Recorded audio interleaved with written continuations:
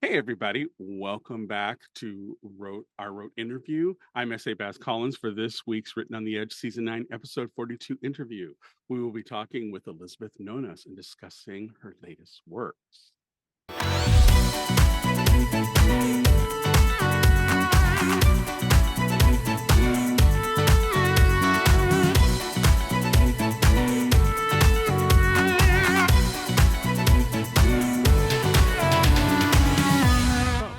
Let's get to know our guest. Her earlier novels focus on how lesbians form community and create family. Given that her first book appeared in 1985 when she was in her mid-30s, she clearly has different concerns as she ages and her life continues to unfold. These were what sparked Grace Period, her latest work. Born and raised in New York City, and despite believing she'd never leave, she moved to Los Angeles after NYU graduate film school and stayed for 18 years, just long enough to think that 60 degrees felt cold. In July 1995, she followed her heart and moved back east to Ithaca, New York. In January 1996, when she wasn't chipping ice off her car, she taught two introductory screenwriting classes in the Roy H. Park School of Communications at Ithaca College. That ultimately led to a full-time position. In her 25 years there, she taught all levels of screenwriting, developed courses in adaptation, writing for video games and emerging media, and her favorite, story from cave paintings to emerging media. She felt incredibly lucky to be teaching and writing in a time of expanded narrative delivery. Elisabeth retired from teaching in December 2019 and continues to live in Ithaca, New York, with her spouse, Nancy K. Barriano, founding publisher and editor of Firebrand Books. Wow, Elisabeth, welcome to the show. Well, thank you. It's great to be here. That that That's a hell of that a was like bio. that's like this is your life. Right, exactly. It's Now like, we're dating wow. ourselves because the Right. kids are going to be, what the hell does that mean? What the hell is that? This is your life. Yeah, it's your bio. Yeah, Right. exactly. For our viewers and listeners, why don't you just tell us briefly how the whole writing thing evolved for you? I mean, were you that tortured teenage soul who wrote terrible stories? Um, no, I don't know. I was not. Okay. But I did I started college as an Italian major Hmm. and then switched to being an English major, Mm. and my thesis was you had to be accepted into this creative writing thesis. So my thesis was a collection of poetry. Mm. And so maybe I was a closeted torture writer in high Okay, school. okay. We'll go with Then that. we got to the poetry. And yeah, I mean, I had visions of wallpapering a small or large room with poetry rejections. Um, and 6 months after I graduated, I hadn't written another word of poetry. So I thought, "Well, maybe I'm not a poet." And I had started getting interested in photography, and then Ah. I was going to be a photographer. And then I thought, well, I will go because I've never been formally trained in photography, so I'm going to go to graduate school in photography. So I lived in New York City. I was going to apply to RIT, Hmm. and then I ran into somebody I'd grown up with, hadn't seen in years, and she said, "Why are you going to go?" This is such a provincial New York City thing to say. "Why are you going to go to Rochester? There are really good film schools in Manhattan."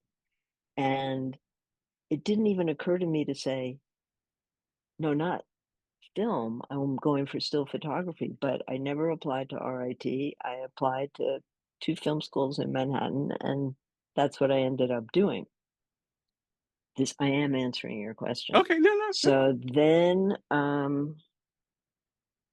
was gonna be a director, and I started writing screenplays, and, I wrote the scripts for the short films I shot, and, my last film was, a finalist for Student Academy Awards and got me my first agent. And this was a very long time ago. I went to LA because I thought that's what you had to do.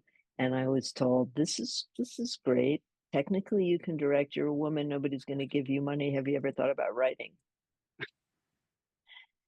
So I started screenwriting, and it was interesting because screenwriting is a lot like poetry Mm. in that everything has to be very condensed, economical. Um, so I'm writing screenplays and having, can't even call it modest success. Um, and the frustration with that industry, because I finally wrote something that was very personal for me. Uh-huh. And it got a lot of attention. It got optioned but not made, and then made as a half-hour episode of a syndicated TV show. But once I had written that, I couldn't go back to just coming up with ideas that I thought would sell. So I had a little notebook and I was writing scenes about women, not connected, just like, The I don't know, stories. whatever I felt like Right. writing. Mhm. And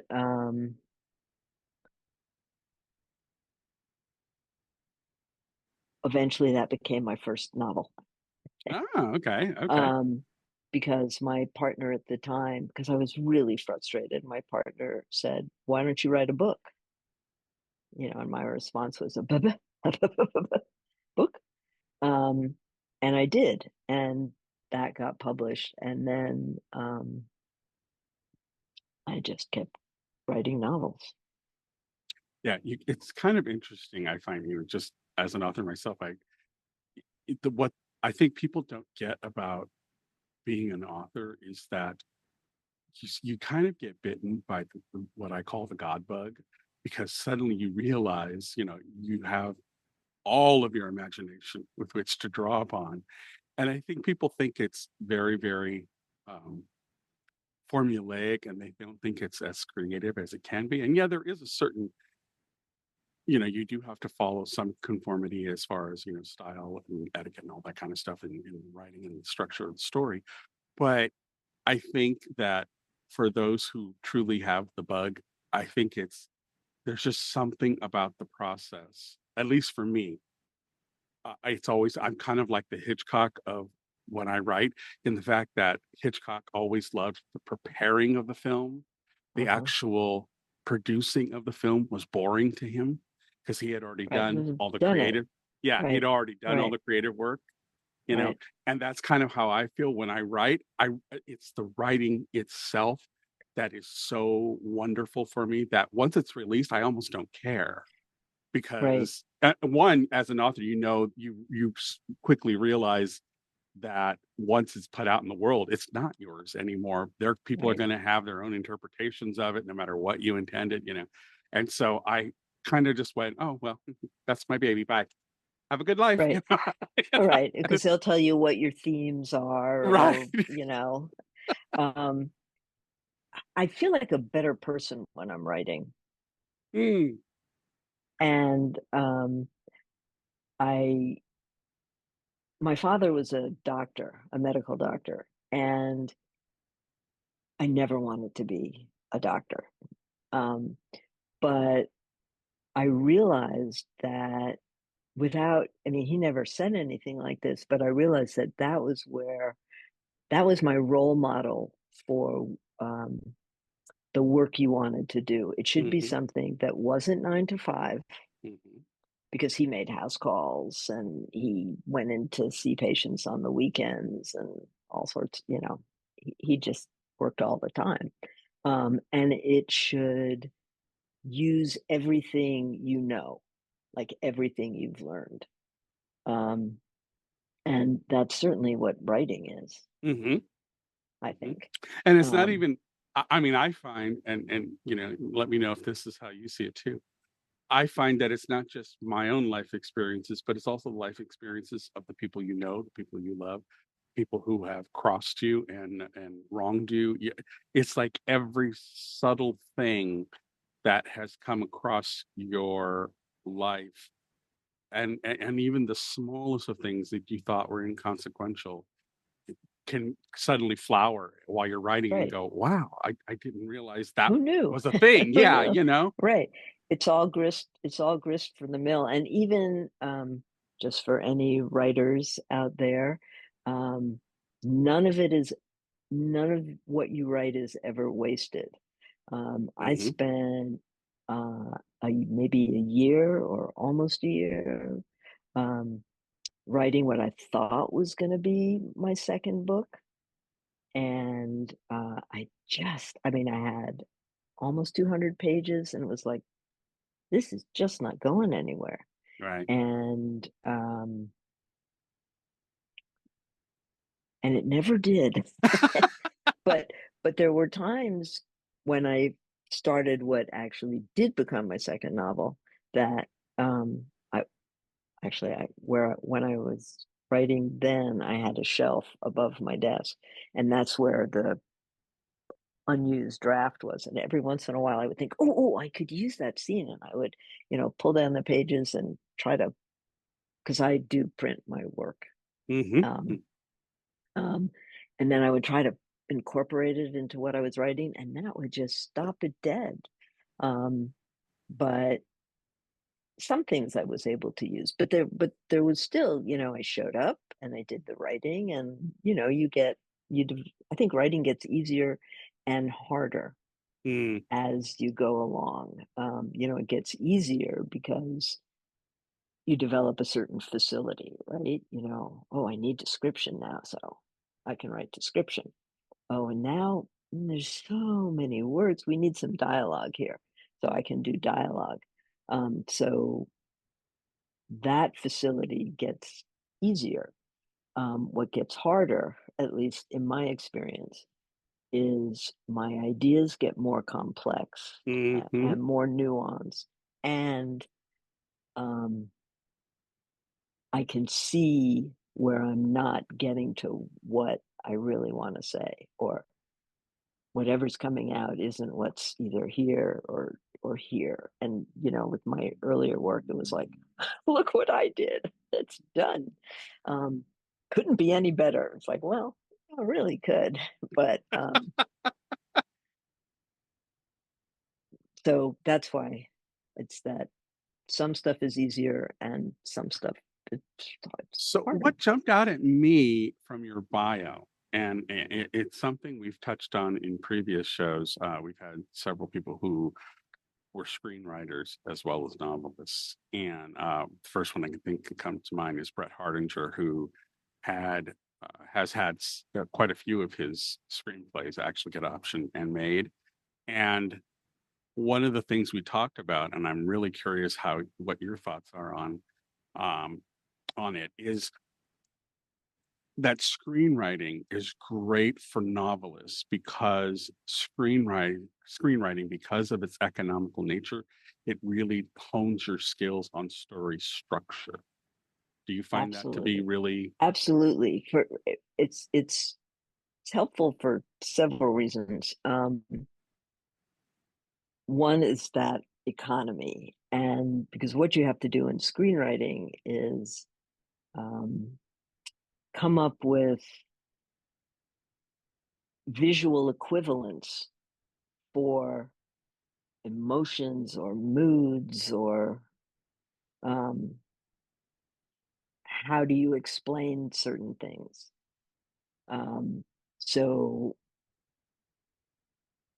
I think my screenwriting has really helped my prose um, because I try to say as much as I can in as few words as possible. And I think it's really helped my dialogue because screenplay dialogue, in again, my opinion, um, should screenplay dialogue should sound like people talking, but not really be people talking. Because when people talk, a lot of times they don't finish a sentence, Right. they hesitate a lot, they trail off,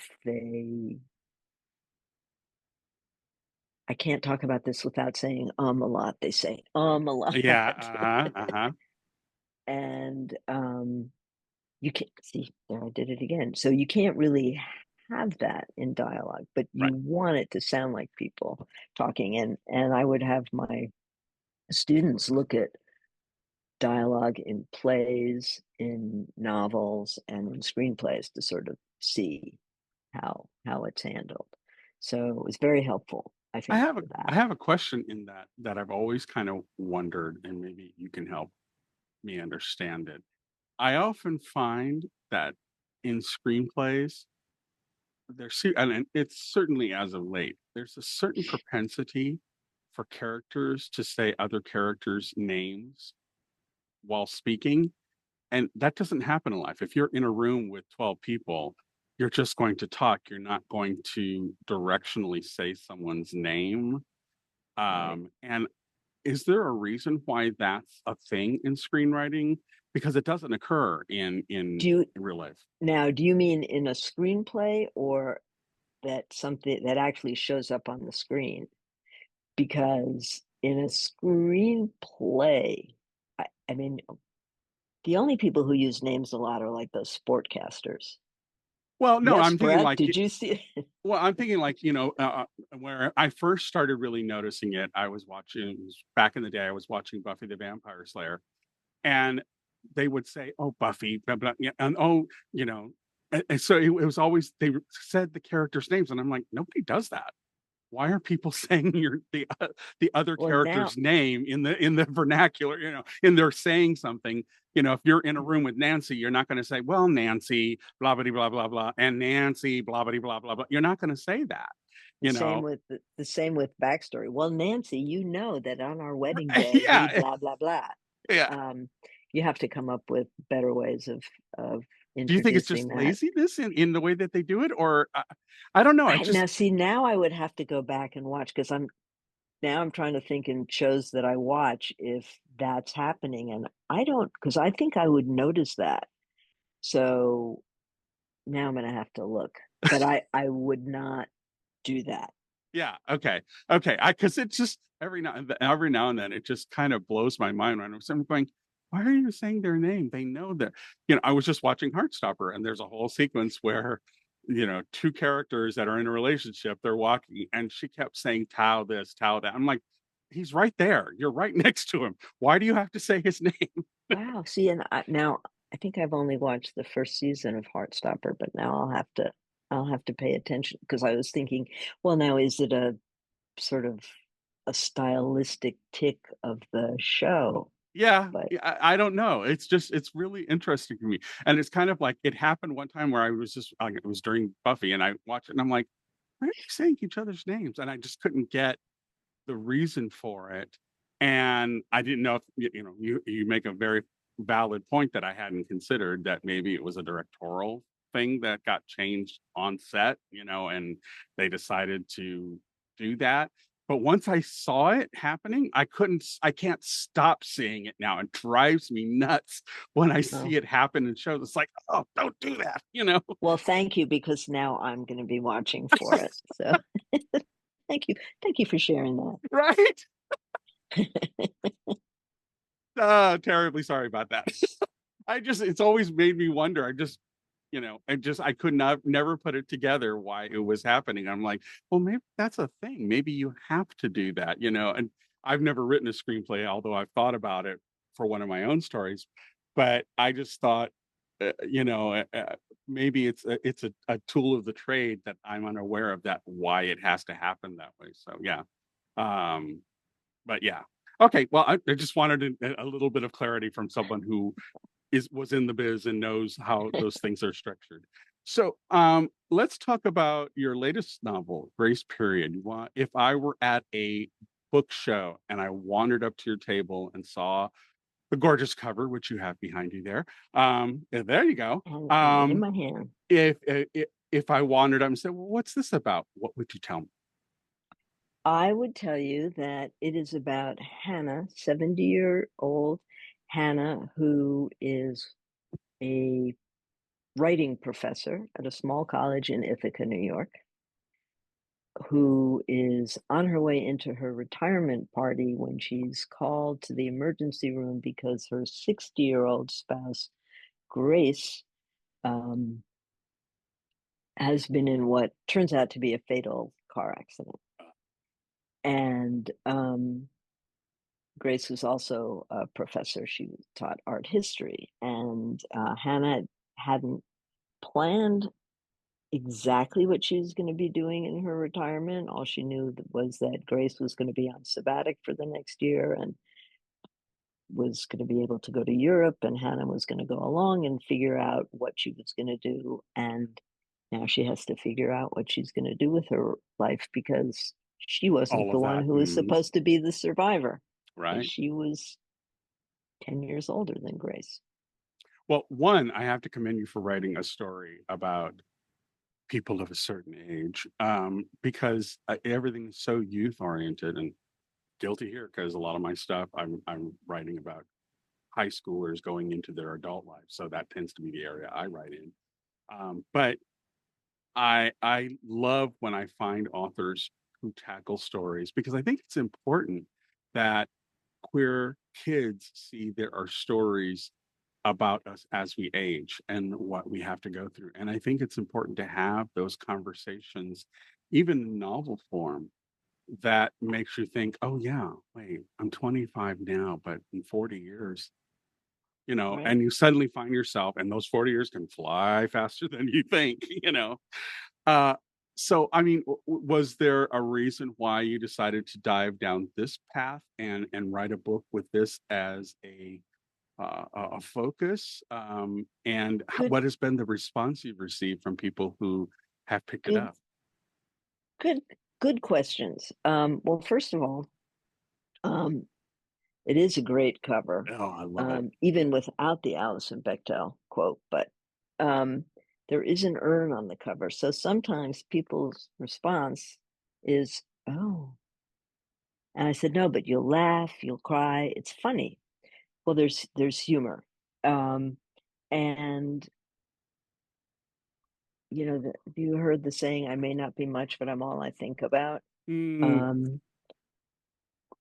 I've As it said in my bio, I've always written about how lesbians make community and family, and it's sort of I write about where I am. mhm. And, I've written about, are we going to get into a relationship? Are we going to get married? Are there going to be kids? So as I age, my themes sort of age with me. Ah, okay. And, I've written about women in long-term relationships and, after 10 years, oh, what happens? Are they going to stay together? Are they not? And it's like now it's like, well, that's not the question. It's like this is where we are. Um, and I've experienced a number of losses in my life and in my community, and my spouse is very much alive. So I'm not writing a Experience it. position Yeah, yeah. from that position, but a lot of experience. Mhm. Um, Okay. so it was sort of like, this is where we are now. And so it just seemed perfectly natural to me to write this. And I think it, um, yes, it would be great if young queer people read it. I don't know if they, I mean, I think they would get a lot out of it. I think it's important for them to know that we don't just Disappear after wander 30. off, disappear, right? There's a lot of life after that.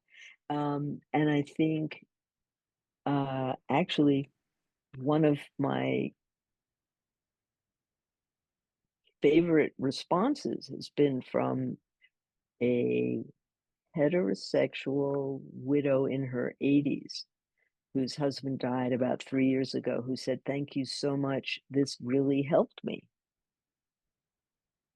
So, you know, if nobody else says anything, it's like, I have that. That was, that's what you hope, Right. that somebody's going to get it. Yeah. Yeah. And it's so satisfying. I think a lot of readers think, "Oh, I love this book so much, and I want to tell the author, blah blah blah."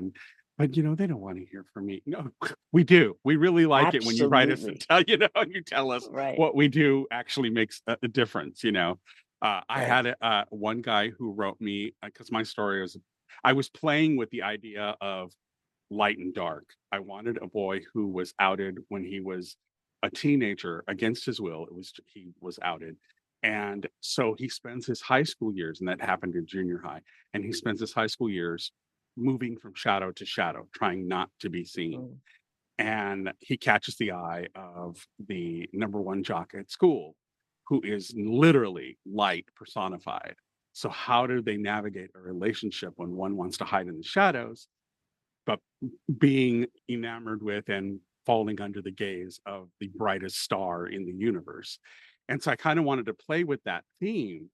And I kind of like writing stories about perceptions because they govern everything we do and we give them very little due in life. right. And so when you craft a story and craft characters like the one that you have, and actually it reminds me of a novel, a short story written by a wonderful gay author, TJ Klune. And he wrote a story about an aging male couple that they had this wonderful life and everything, but the whole story centered around the last moment of his partner's Oh, life. oh, I gotta And write that down. yeah, and I'll find the title for it and I'll get it to you offline. But it's a great short story, and it dealt with a video camera that captured their lives throughout and all the way up to the very end. And I remember it being so moving. And I always wondered if TJ got comments from heterosexual couples and stuff because this is universal. It has very little to do with our sexuality. This is human experience at its probably ultimate level is how we deal and grapple with the death of a loved one. And I think that it's important that we write these stories because it's something none of us get out alive, none of us Right, make it out alive. So, absolutely. I think it's important for us to write these stories. And I think people like you're right. You see that cover and you see the urn and you go, oh, dark. Oh, maybe not. But they don't realize how much humanity and beauty and fun and joy can be expressed in something that deals with the ultimate destination for all of us, don't you think? Absolutely. And, that screenplay that I wrote that got optioned, um, was a positive look at death and dying, Mm, um, in 1979, 1980, which people were not yeah. like, "Nope, I think the not closest for we me." got it was Heaven Can Wait with Warren Beatty playing a Right, football player who got killed. right, I think that right, was the closest we got to right, discussing it. and right, and my spec script that got me a lot of meetings was, an already out lesbian story. Hmm. So it's like, so I had lesbians and I had death and dying. It's like, you're never gonna work in this town.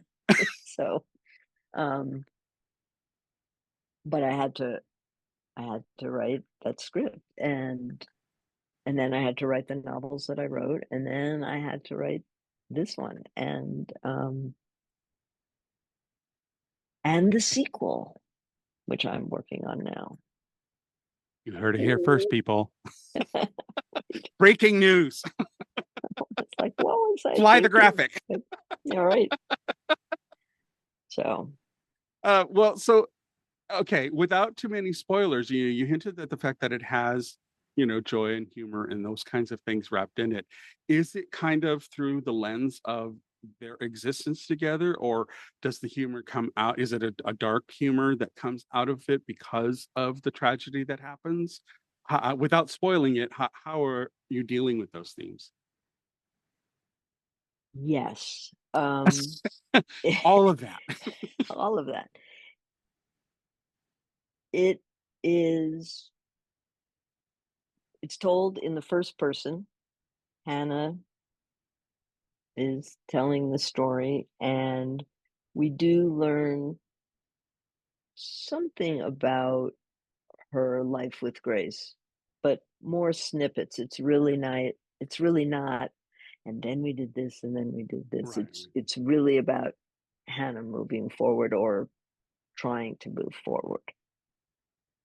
And I found it frustratingly ironic that um, I would always tell my screenwriting students, you have to up the ante. You have to make it more cinematic.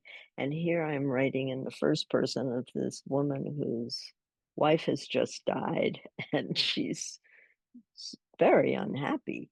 Right. And we're spending a lot of time in her head. And I'm thinking, "Y- who's going to read this?"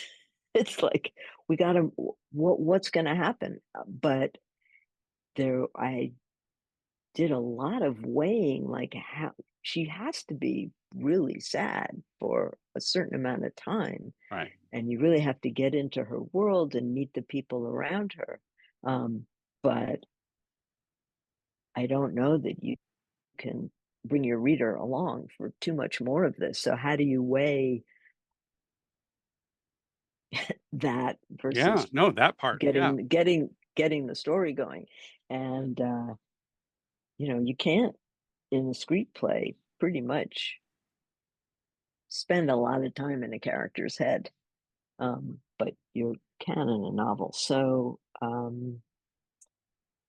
I think I'm answering the Yeah, question. no, no, no, exactly. I also like to write in I like to write in first person because again, I like perceptions and to really deal with it, you have to be in someone's head to kind of see how they prioritize things and how those priorities don't always match up, even with their partner who may not have prioritized Right, sequences the way that their loved one did. So I like that interplay that there's things that happen inside your head that never see the light of day, but they govern what you do. And, so I always think that's fertile ground to kind of we move through the weeds of their mind and kind of figure out how you get to right, where the character is going to go. Do you right. often find that your characters really take on a life of their own and they become human to you? Oh, absolutely. I feel like it's not exactly the same as when I taught, and I would, it'd be the advising period, and I'd be seeing students all day, and it was like at the end of the day, it's like I'm done. I just Right. need to I need to not put talk that to away. anybody. Um, and then, like, I spend a lot of time with people.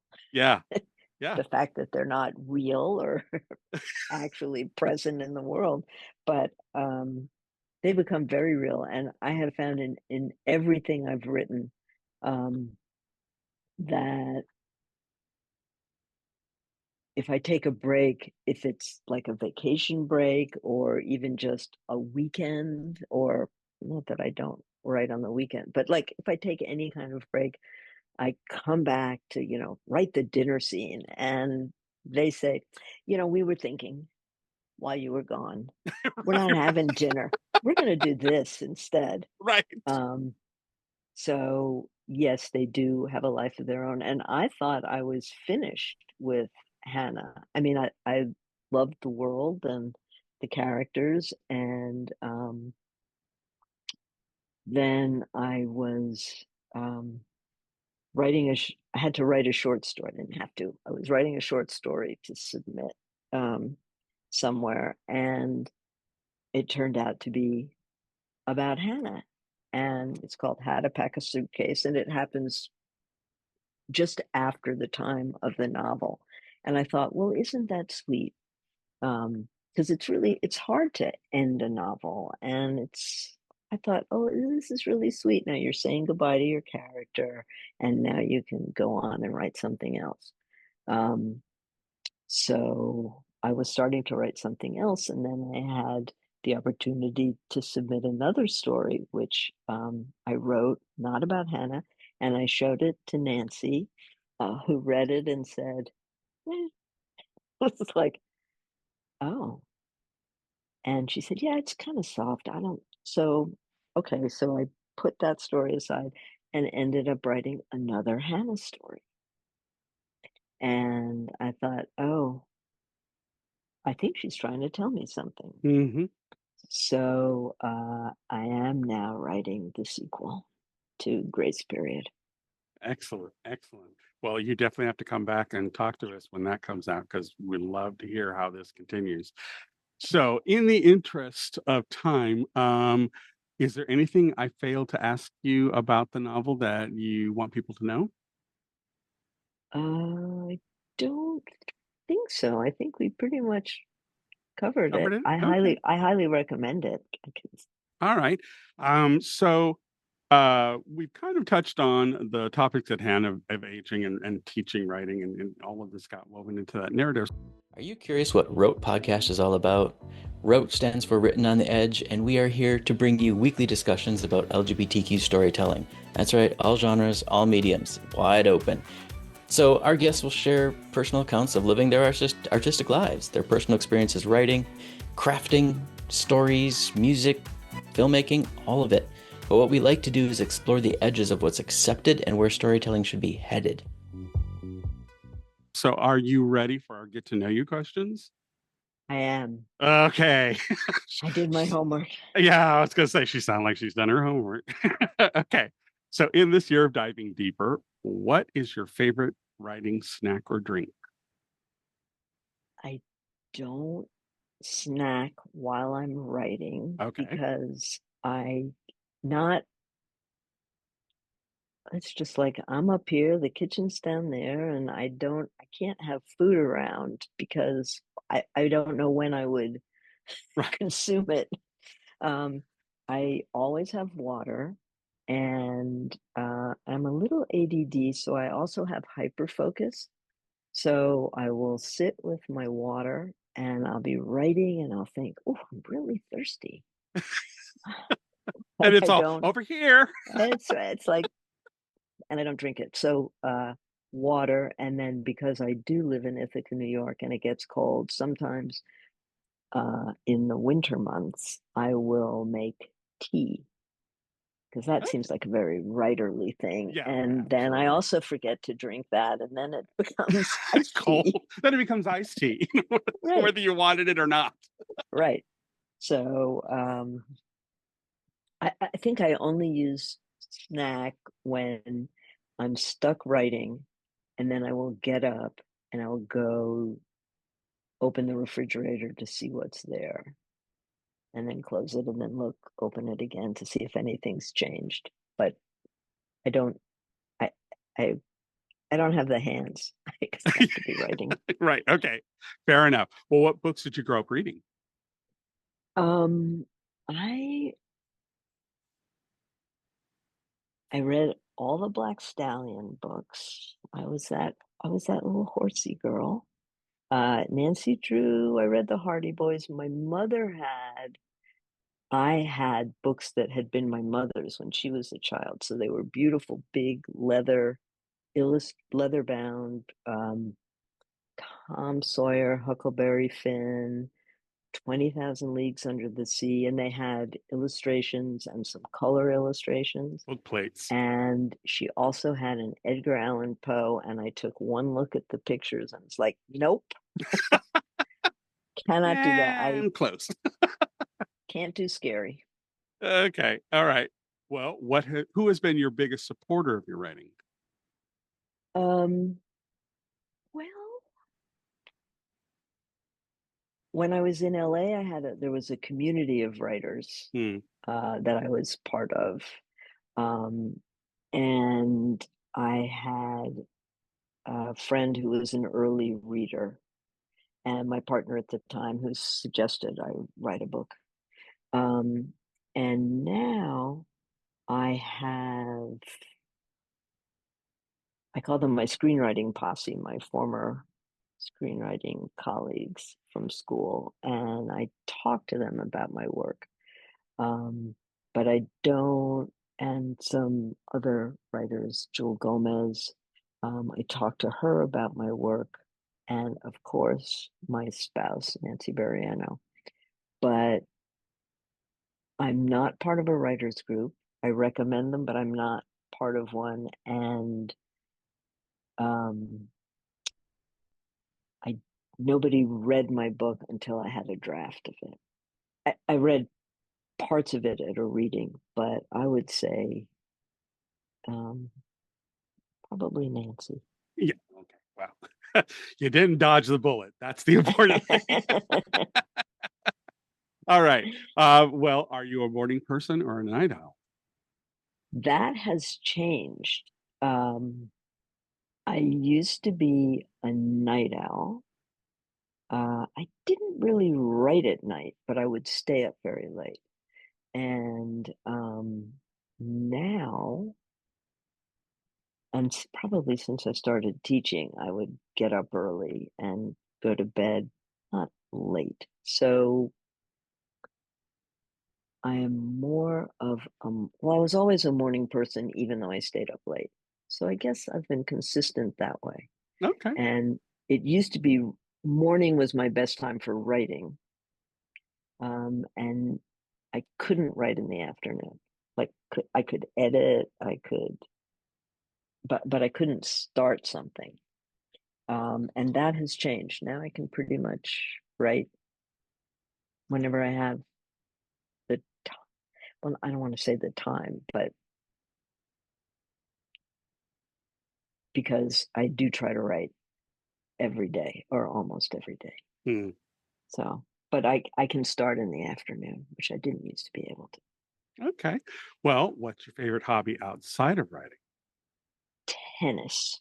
Oh, okay. I Okay. had I had two goals for my retirement, and one was to finish my fucking novel. Can I say that? Yeah, yeah. Yeah. We're good. um, and the other was to get back to playing tennis because I had played, but I had stopped for like the last 20 years. Um, and I accomplished both goals. Well, there you go. There you go. All right. See, so there is life in retirement, people. There Take note. is life in retirement, and also I think as a writer, it's really good to do something that isn't. I mean, you have to. I mean, there is strategy and there's think, but it's not the same kind of thinking. Hmm. Hmm. And I am not a gym person. Okay. So has writing and publishing books changed the way you see yourself? This was a hard question for me because I've been doing it for so long that I almost don't Think. remember not doing it. Um, and I think I can even have like childhood memories of like something happening and me thinking at the time, and she ignored the barking dogs because, like I was already writing in my head, maybe. So I suppose publishing a novel made it real that I was a writer Mm-hmm. because when before that, and even when I was writing the book, you'd meet people and our culture is so hung up on like success. So like, what do you do? I'm a writer, but you never would have read anything I've written. So I guess um, Excellent. Okay. Well, choose amongst your children. If you were to write a spin-off about a side character, which one would you pick? Note that they're all I leaning in now. yeah, right. I know. I thought of this, and from Grace Period, Christina would maybe be an obvious choice because people love her and hate her. Um, but I feel like I've already kind of written that book in an earlier. Ah, okay. It wasn't her, but there's a character, Ellen Monroe, who could have been teaching at a bigger, fancier institution, but moved back to the area to be closer to her aging mother. And I thought, oh, that's my kind of story these days. Excellent. But All I don't right. think she's going to get her own book. All right. Have you ever traveled as research for a book?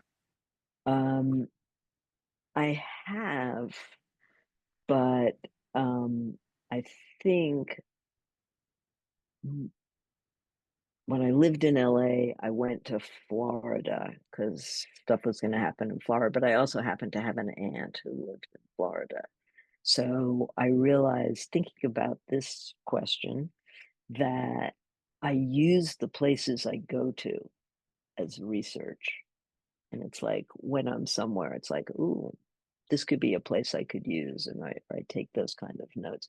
And I think I also use people as research because as a writer, it's like, what do Oh I yeah. do? Hmm. Like nothing in it. So, I'll talk to somebody um, to find, like, what's your day?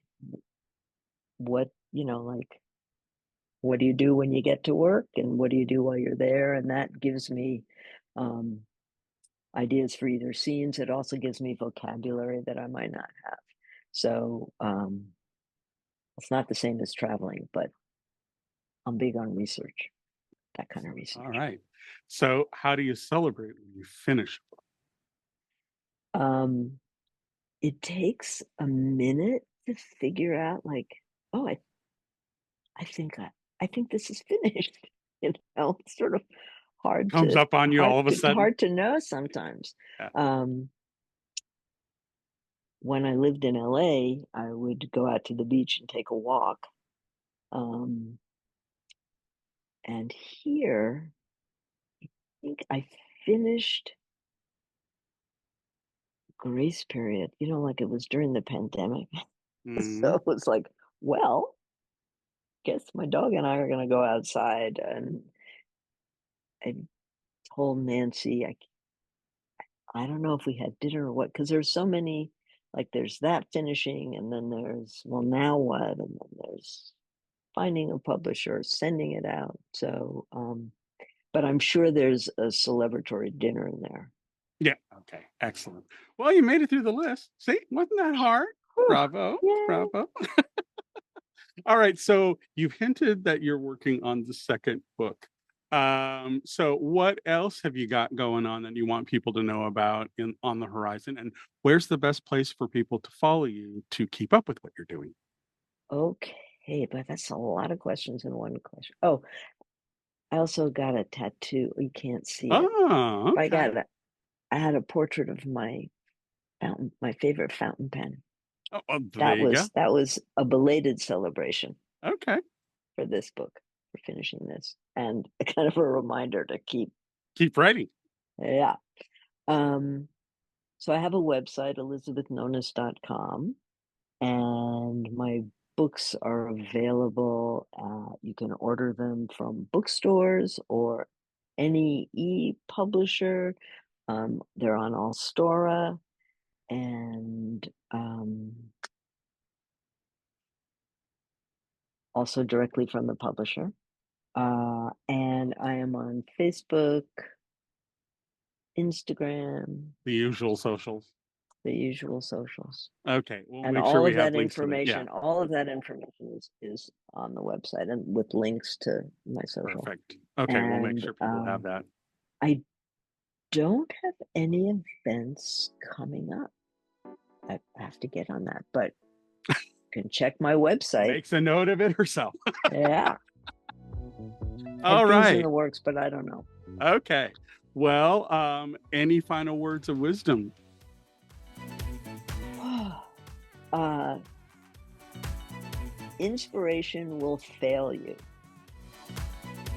And I find that inspirational because it means you have to have a practice or a routine. And you just can't wait. You just have to write because you may surprise yourself. Absolutely. Absolutely. That part, people. That part. Remember that part. That part doesn't have to be perfect. You just have to, it's so much easier to work from something you've written than to just stare at either the blank screen or a blank page. Just write faster than your critic speaks to you. There you go. There you go. Well, I often say for queer writers, I often think of Endora from Bewitched being our muse because, boy, she loves to play with us all. All right, everybody. Well, we'd like to extend a huge thank you to Elisabeth Nonas for coming onto the show. Elisabeth, thank you so much. Thank you for having me. This was fun. Absolutely. We at Written on the Edge are proud to introduce you to new media by queer content creators. If you enjoy learning about new artists or hearing our thoughts on entertainment media, please like, subscribe, and so you get the alerts for new episodes. This show is produced by Rogue Ravens Media. For our disclaimers, links to social media, our listen stations, or to sign up as a guest, visit www.roguepodcast.com. Tune in next week for your queer media fix.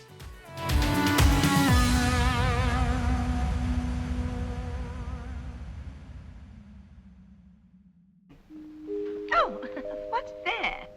Closing time. The bums rush in melody, dear.